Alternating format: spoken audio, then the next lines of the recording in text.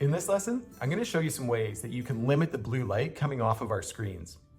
So our screens are a major source of blue light exposure for our eyes. And this tires our eyes out. It's filling us with this artificial junk light, for lack of a better term.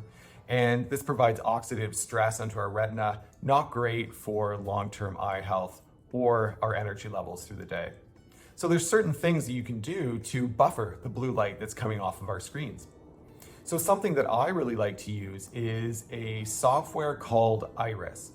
And how this software works is it changes your screen to be more yellow or orangey, so into that warmer color tone, rather than staying more in the blue light cooler tone.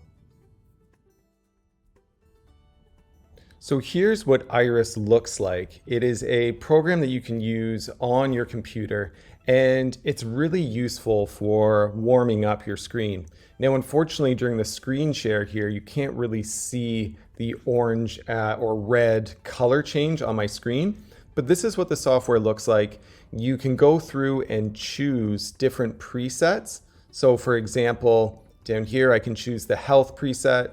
It changes the color temperature to 3400K, the brightness to 80%, and you have different options available to you. This is the one I like to use most often. It just makes the screen a little more yellow, a little more calming on the eyes.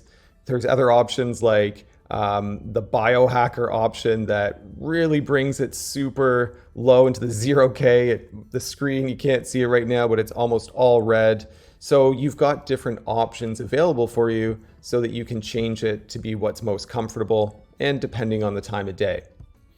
Now, Iris is a software that does cost money. It's a one-time fee of $15.